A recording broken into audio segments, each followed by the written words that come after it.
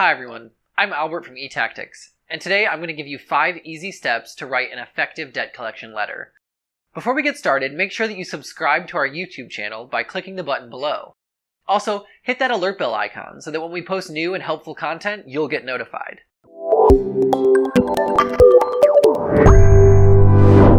Before you do anything with debt collection letters, you need to understand legal restrictions. Due to the sensitive nature of the collections process, the government passed the Fair Debt Collection Practices Act, FDCA, to protect individuals who owe a debt. The FDCA exists to limit the actions of third-party debt collectors. It doesn't affect organizations that provide a product or service that's beyond debt collection. Debt collectors can't contact debtors at inconvenient times unless they're told by the debtor that it's okay, may send letters, emails, and/or text messages to collect a debt, can attempt to reach debtors at home or work, cannot contact debtors at their place of work if requested not to, must provide validation notice within 5 days of contacting a debtor. Of course, there's more to the law than those 5 requirements, but you get the idea. The second step to writing an effective debt collection letter is to know what to include. The most important aspect to keep in mind when you're writing your effective debt collection letter is the content you include. At this point in the process, you've probably already sent past due and dunning letters,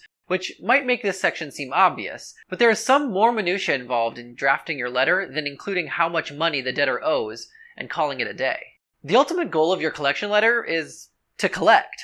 But that's a lot harder than it sounds. You see, you also need to cover certain topics, like information about your organization and why you sent the debtor the letter. More specifically, you need to include an identifying subheading. Your subheading should include identification information, including company name, logo, mailing address, phone number, and date. Address the problem. In order for the debtor to agree that they have an outstanding balance with you, you need to address the problem. Explain why you've reached out to them, and most importantly, include proof regarding the debt in question. This is also the appropriate place to refer back to any contracts or agreements that are in place. Debt amount details. The main reason why you sent the letter in the first place. Include the dollar amount of the debt owed, the original due, interest gained and/or additional fees accrued. Sometimes there might be multiple sub-accounts or amounts involved with a debtor. Don't forget to include those as well. Context. Explain additional steps that the debtor could take to help alleviate what they owe you. If you're allowing a minimum payment amount or installments, you need to make sure that it exists within your letter. A deadline. Clearly state the new due date of the outstanding balance and/or when you expect to hear back from the debtor. And a call to action.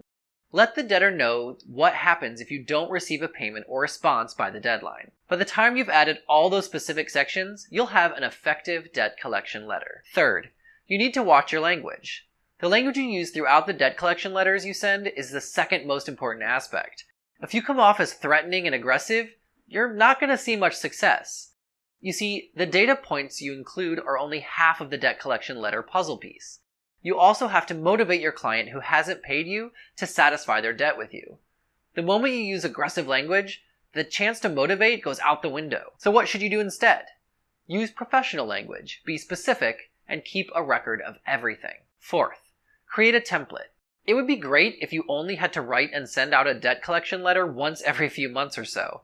But that's not realistic. Unfortunately, outstanding balances aren't uncommon. Depending on which vertical your organization is in, they could be an everyday occurrence. Over 65% of all US bankruptcies are due to medical debt. The average debt per 2021 college student upon graduation was $31,100. The average American mortgage loan debt was $208,185 in 2020. Almost 10% of outstanding auto loan debt is at least 90 days late. With just 4 statistics, you can see how debt collection is standard practice across multiple industries. Since that's the case, it means that it's also a bit of a time sink. Once you have the language of your letter down, the only parts of it that need to change are the data points and evidence. Everything else can stay the same. So send out a few different debt collection letters to your first few debtors. Turn whichever one sees the highest success rate into a template. Fifth and finally, use innovative alternatives. Sending a letter in the mail is a tried and true method of collecting outstanding debt, but there's one main problem with using the standard letter and envelope method. American households receive 940 pieces of mail per year. Based on that statistic, what are the chances that your client sees the one standard size debt collection letter that you sent to their house? Less than 1%. I know what you're thinking. After going through all of this detail about explaining how to write an effective debt collection letter, is this guy really trying to talk me out of it? No. I'm simply leading up to the point of this section. Out of everything that exists though, the most effective debt collection mailing alternative is postcards. 53% of recipients claim they read mail sent in a postcard format. So send postcard debt collection letters. By the end of this video, you know the key data points that you need to include in your debt collection letter, the type of language you should use, how to create a reusable template, and innovative mailing alternatives that exist. In other words, you're well equipped to take on the responsibility of motivating your debtors to satisfy the balance that they owe you. Whether you're a third-party agency whose sole purpose is collections, or an organization with a lot of clients who have outstanding balances, knowing how to write an effective debt collection letter is an essential business practice. If you'd like to learn more about effective debt collection letters, reach out to eTactics. And since you've already made it this far in the video, you might as well like it, share, and comment below.